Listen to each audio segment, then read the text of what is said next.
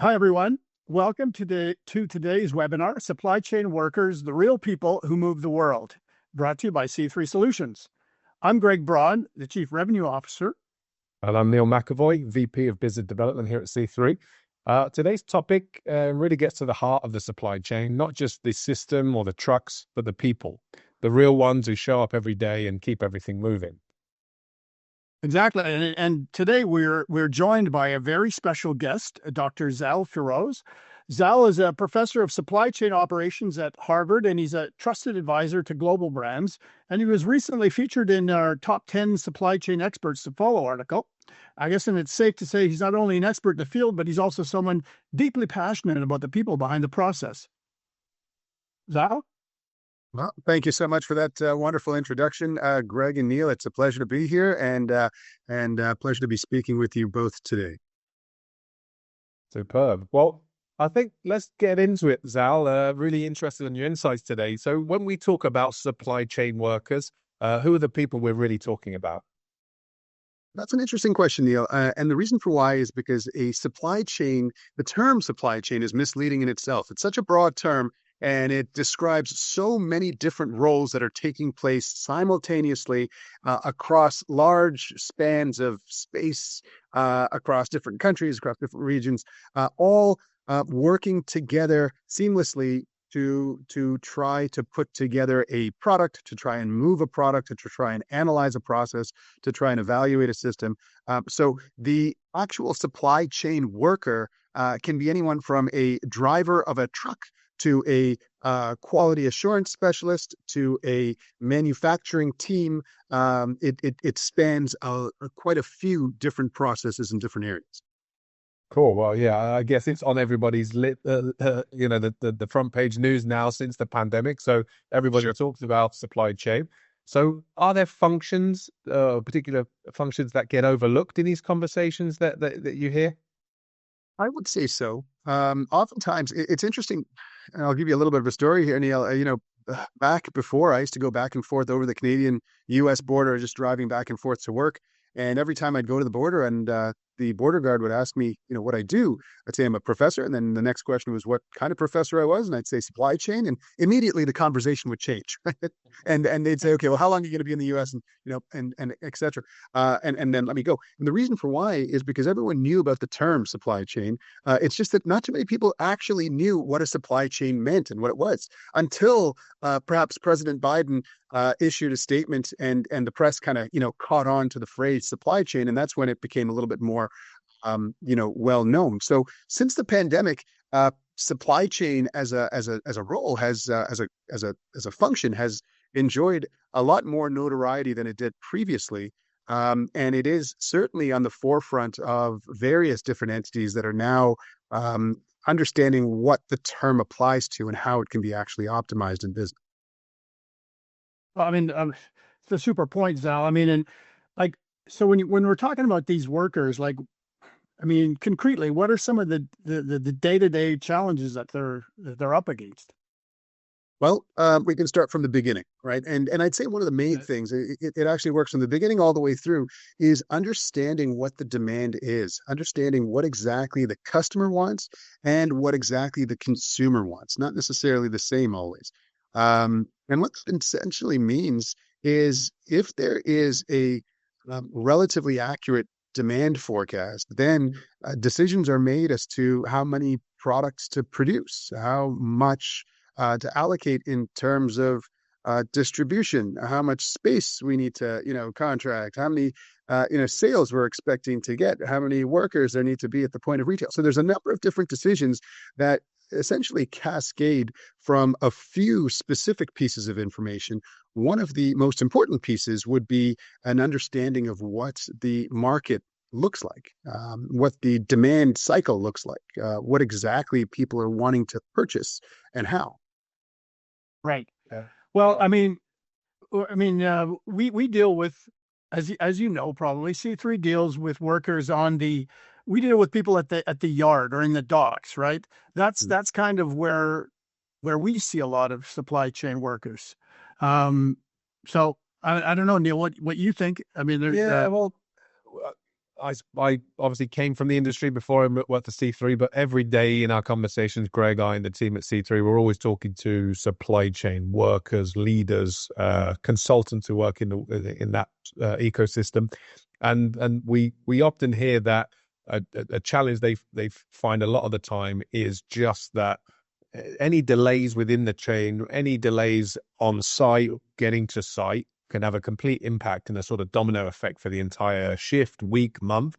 In your experience, what sort of impact do these sort of delays in the supply chain have on the performance of these teams? It's an excellent question. So it's interesting because if you look at different types of products, there's a different cycle and there's different concerns based on how long the supply chain is. For example, if we took fresh produce and we took oranges, for example, the amount of time it would take for an orange to be sent from wherever it's coming from to be cleared through customs, to be put onto a truck and to be put onto the point of retail for a person to buy is critical because that product is essentially depreciating and effectively becoming obsolete every second that goes by. Now, if you compare that to a different product, you compare that to, let's say, t-shirts, for example. A cotton t-shirt, if it takes 5 extra days from the time it's manufactured to the time it's on the shelf at retail, that's not necessarily going to have as much of an impact in terms of how much the product appreciates or the level of obsolescence. And it's interesting because different products are coming from different regions in the world. Different products have to go through different processes before they can actually be available to consumers. And different products have different levels of obsolescence and of depreciation, all the way from the supplier all the way to consumption. So each product is completely different, and each product is different in terms of sensitivity to how long that supply chain actually is. I mean, we know that. I mean, and Neil, you know that I think probably better than anyone. I mean, we deal a lot in the post and parcel business, and you were talking about oranges and fresh produce, Al. I mean, I think Neil always has an interesting story about things like when, say, Apple decides they were going to put out a new product or whatever, and what retailers expect to get in terms of. I mean, Neil, you can tell your story there. I mean, that's. And again, not just the kind of the sort of electronic giants, but also just stuff like releases where they have to be out on a certain type of a huge video game. That used to be a big thing for us. Products that have a release date where they're the new, biggest, most interesting thing, and consumers absolutely need them in their pocket on that day, and expecting the whole go down to the store or get my home delivery on my doorstep. So yeah, I mean, it's essential, right? And everything has a slightly different aspect to it in terms of what a delay means and how much constraints there are on that product. But Greg, I guess we were talking recently about kind of how the conditions of these workers affect the overall supply chain fluidity or whatever else. So, Yeah, definitely. I mean, Zal, I mean, we deal with a lot of the folks on the front lines that are outside, right? I mean, they're not only, a lot of times we're talking about warehouses and so forth, but when you're talking about the yard, you're talking about folks that are working in the elements to a large degree, whether they're severe heat or cold. I mean, how do you see that? We see it on a daily basis. I mean, what's your perspective on that sort of thing? Well, that's interesting, and it I remember at Procter and Gamble having worked on areas that were that pertained to exactly what you're describing. It's interesting because there's a human element, in extraordinary heat and in extraordinary cold, the levels of output are going to change as opposed to it being perfect weather. And if you add in things like rain and sleet and ice and snow, that also distorts the levels of, I don't want to call it efficiency, but performance or output. Oh, definitely. Now, I mean, I think you can say for efficiency. Great. And that's to be expected. That's the way things typically go. Now, if you go a little bit deeper, you can see that also affects other areas of the supply chain. It also affects how quickly something can move from point A to point B in a truck, right? Because effectively there's going to be slower traffic. There's going to be more of a slowdown in terms of how quickly the truck can move from point A to point B. And if you look at it, a step further, we can also see that if it's extreme heat, that could, in many ways, impact the actual cargo and the actual product that's being distributed, right? So, on one hand, you need to acknowledge that there is the expected slowdown from workers who are unloading and loading and doing all sorts of things on the actual, ground. And also, you need to consider the potential heightened importance of making sure that those products are distributed in a time effective way, because those elements might actually impact the integrity of the product, right? So it's a kind of a double-edged sword. But to your point, Neil, weather and other elements most definitely impact a supply chain, not only from a human perspective, but also from a functionality perspective and timeliness perspective. Yeah, and I used to manage a lot of teams that worked in this, in the pressure cooker, so to speak, of the the seasons, and I guess there were many things going on. One thing that was very much a highlight is in these multi-channeled operations with many moving parts, trucks, trailers, forklifts, shunter vehicles, or yard dogs, or whatever they're called in the various regions of the world. And one thing that was a physical strain and very apparent to workers, the managers, the sort of people that supported them, was also the health and safety element. So, in your with your experience, Al, how do accidents and, I guess, the large scale operations, how does that sort of bear on the teams that work there? How does it affect behavior, performance, etc.? That's a great question. So it's interesting because if you look at it just on the surface, it would be relatively common sense to say, okay, well, when it's raining or when it's snowy or when it's icy, there are probably going to be more accidents and slower transport routes, which is absolutely true. But if we dig a little bit deeper, we can actually see how the network of distribution works. And if you look at a container and how a container is moved from point A to point B, there are actually two metrics which guard against how distribution takes place. Either that container could be overweight or it could be oversized. So there's only a certain amount of space that can go in the container. So you have to make sure that it's not, overflowing. And on the other side, you have to make sure that it conforms to a certain amount of weight. It's interesting, and I'm mentioning this specifically because this was a project that I worked on and led at Procter and Gamble, where we had a partnership, a pilot partnership with Walmart. And what we were looking to do was mathematically calculate how efficient we could make truckloads. So instead of having a truck that was full of, let's say, paper towels, right, and underweight but oversized, we had a truck that was kind of mixed and matched so that it was extraordinarily efficient. Now, if we speak to the health and safety aspect of it, what this essentially meant is that we weren't risking a truck being overweight, and also we were potentially reducing the number of trucks that were actually on the road delivering various products that needed to be delivered, which spoke to the overall efficiency of the distribution model, as well as potentially reducing any dangers from having fewer trucks that were actually moving. Hmm. Well, I mean, clearly health and safety is a big issue that we run up against all the time.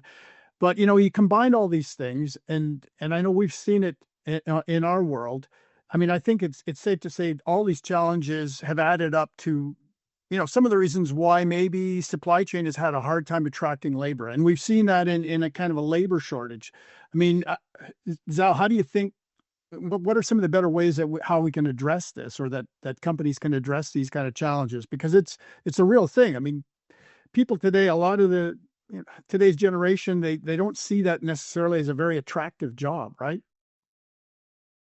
I would agree with you, Greg, and I would often assume that the reason for why they don't necessarily see it as an attractive role is because there is a certain element of there's a certain lack of awareness. Typically, roles within the supply chain are relatively well compensated. There are a number of different areas and opportunities that exist throughout the supply chain. The opportunity for growth and development is certainly there, as well as the opportunity to enlarge a job and to move from sector to sector with specific knowledge of how certain pieces of a supply chain work, namely distribution, procurement, various areas of logistics. So while it might not be, the most fashionable type of role, I would argue that it is certainly important and it is a very, very viable role. I don't necessarily see from my observation and the data that I've been privy to and the work that I've, engaged in, that it is unappealing because of lack of compensation, which is oftentimes, one of the Right. causes. Would say it's perhaps sparse in terms of demand, largely because of the lack of awareness of these types of roles and the lack of marketing for the training and specializations to attain specific roles. And one of the most important areas from what I've seen is that it's not necessarily clear. Someone coming out of college um, can't necessarily see what's going to take place in 10 years if they go down this path and if they enter a career in specific areas of a supply chain. Whereas if you go into accounting or if you go into law, you can kind of see, okay, well, I'm going to be an associate, then I'm going to be a partner, then I'm going to start my own Yeah. firm, right? So it's a little bit murky in that respect. Those are the areas specifically that I would point to as far as where I see opportunity for improvement. Okay. Well, That's that's really interesting, Zal. Again, having my background, I think a lot of the time the term unsung heroes is thrown about the workers within the supply chain. A lot of people that I used to work with had been there for 20, 30 plus years, kind of get into that career. You don't, not often, do you want to get out? I think that kind of speaks to what you were mentioning just now about, maybe it's just the lack of awareness, lack of understanding, maybe lack of career, like direct career progression. But what makes the guys and girls that work in supply chain so resilient, so robust, and have these long careers within the industry? Fantastic. Well, oftentimes, if you speak to people at the ports and at the depots and at the distribution centers and at the warehouses, you'll find um, that there is a, a passion that is unlike any other, and some of it might stem from the fact these are entities that are often not in a region in which you're not in the downtown core. If you're at a distribution center, you're not in a city center if you're at a port, right? So people who are at these locations want to be there. And they are wanting to learn and they're wanting to grow.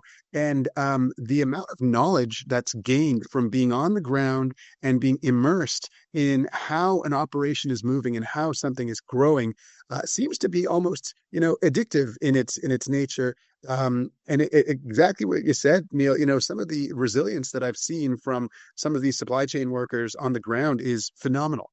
Um, I I have noticed, as you have pointed out, that the length of a career for someone who is, working in this field seems to be, I don't have the data in front of me to support it, but just from plain observation, seems to be much longer than other fields. And the only thing that I can chalk that up to is that people are happier, people are more fulfilled, and people have a sense of doing something that's important, which is absolutely correct.